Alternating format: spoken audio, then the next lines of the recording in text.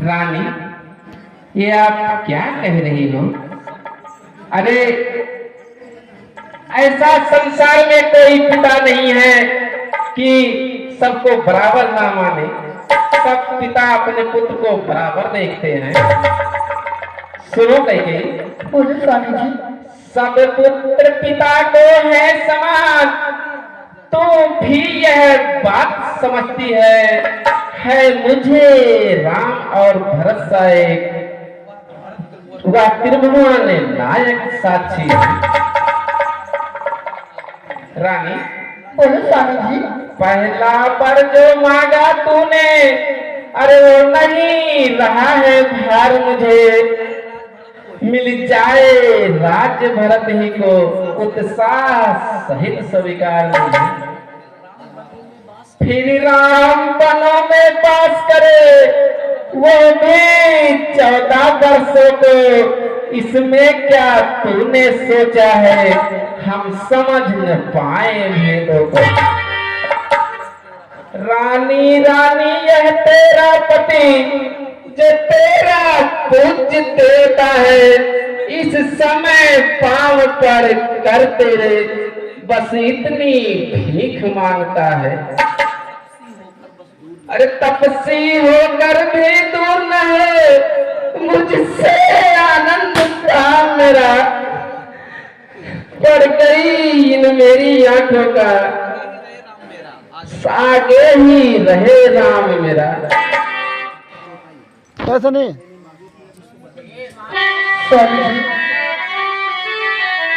देवर जो मैंने माने हैं, अब उसको बदल नहीं सकती।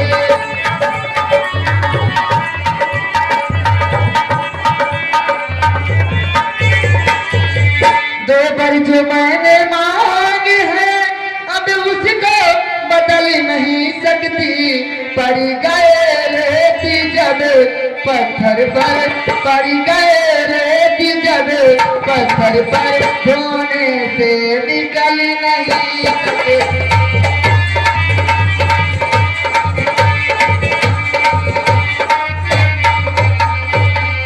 यदि हृदय आपका दुखता है तो एक उपाय बताती हूँ।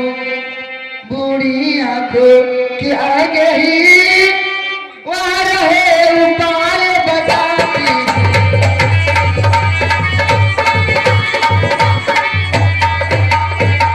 स्वामी जी, कहिए प्रिय।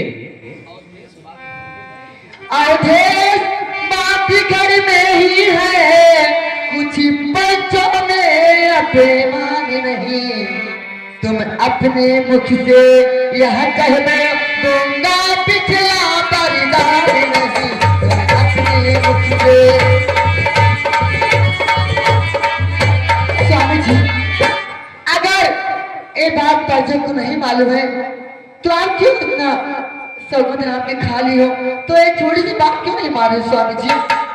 तुम अपने मुख से ये भी कह दो कि मैं पिछला बरदान तुमको नहीं दूंगा। अरे बुद्धि वाली नारी, ऊंचे से हमें गिराती है, जो सत्य हमारा जीवन है उससे तू हमें डिगाती है।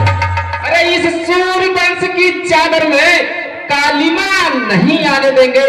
सुनती है सर्वस देंगे हम, पर वचन नहीं जाने देंगे। बेटे का प्यार दूर हो जा, इस समय दशरथ धर्म पर है, और मोह पलायन हो तुरंत, दशरथ का उत्थान कर्म पर है। अरे रानी रानी क्या कहती है, मेरा तो प्राण धर्म पर है। तू क्या संताने क्या, ये राजभवन क्या, सब कुछ बलिदान धर्म पर है। स्वामी जी, मेरी बात ध्यान से सुनो। आप क्यों नाराज हो रहे हो? कहिए रानी। सत्यवादी पहाड़ी सीता, जिसमें सत्यवादी का बैठा है, जिसी सच्चाई का चिराग है, जगमगा रहा है मरघट में।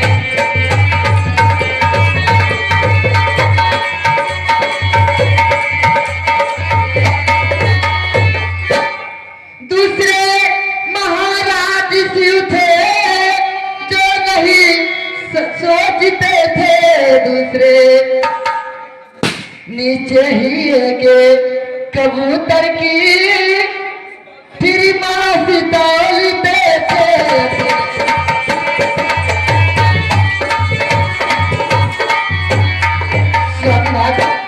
कहिए कहिए प्रिय।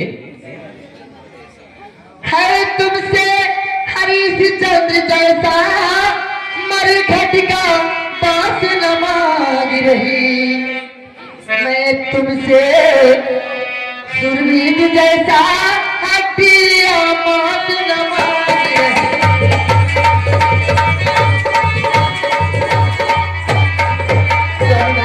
मैं मांगी रही करी जाए अपना, जो देना तुमको वाजिब है।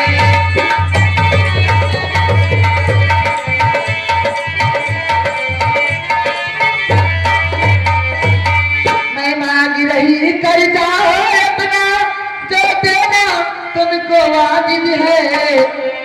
तुम हरी चांदी के कुल के हो, दे दो यही मुनाजिब है।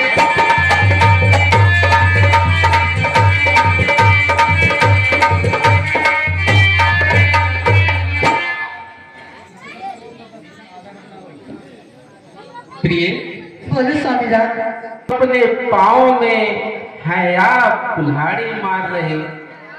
अरे तू आज नहीं है आपे में, जिस दिन आपे में आएगी अपनी ही करनी के आगे सिर भुन भुन कर पछताएगी। अच्छा जो होगा होना है, उसकी न मुझे चिंता अब है। मेरा तो आज सत्वर ही जो कुछ है न्यौछावर है। रानी, बोलो स्वामीनाथ। लो आंचल पसारो। रानी रानी आंचल पसार, वर ले और तान भी ले बास और वनवास भी ले वर भी और प्राण भी ले। हाय राम हाय राम हाय राम।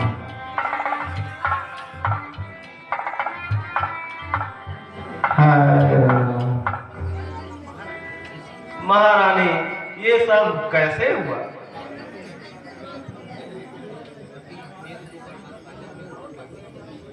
मंत्री, मेरे दो बरदान राजा के ऊपर बाकी थे, वही दोनों बरदान आज मैंने ही मांग लिया, तो वे सुनते ही राजा मूर्छित हो गए।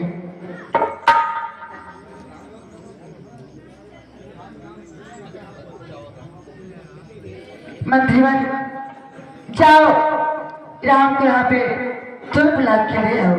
जो आज्ञा हो महारानी।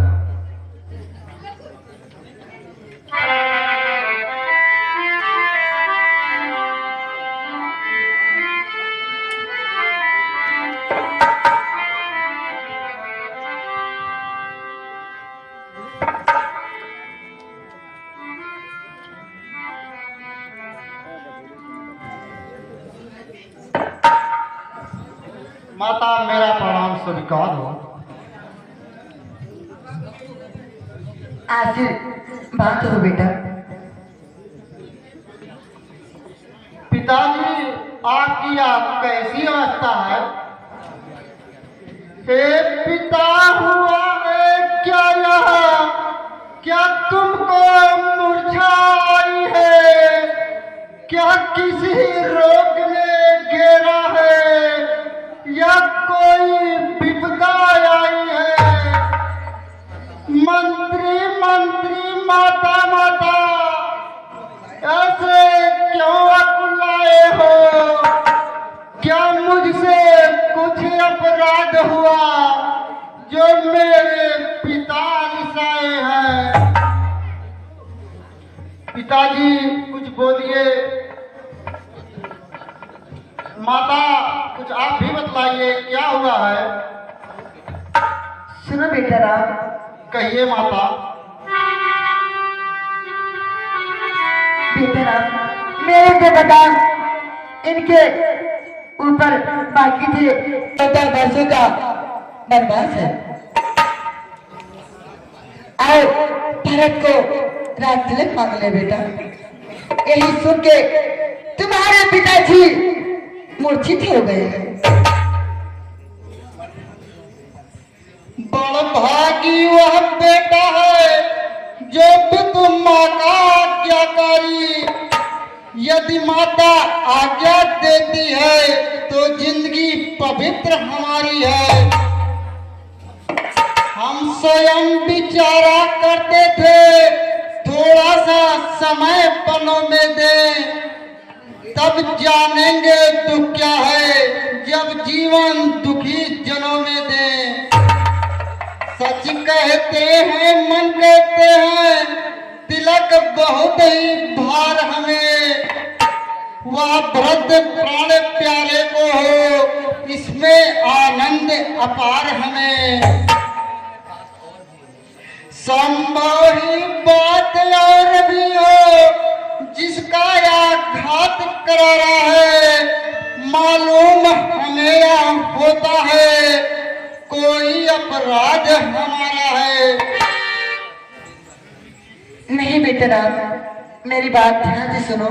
कहिए माता जी। तुम जितने दिन यहाँ रहोगे तुम्हारे पिता उतने ही परेशान होंगे। इसलिए बेटा इनके सामने से जल्दी हट जाओ और ही शीघ्र बनवा जाओ। मैं अभी पीले वस्त्र मंगाती हूँ। हे माता, मुझे आपकी आज्ञा सहर्ष स्वीकार है। बेटा एक बात और ध्यान से सुनो। जाने से पहले कौशल्या माता से मिल के जाना। जो आज्ञा हो माता। मैं आप लोगों के लिए वलकल वस्त्र मंगाती हूँ, वही पहनकर तुम लोग वन में जाना। जो आज्ञा हो माता।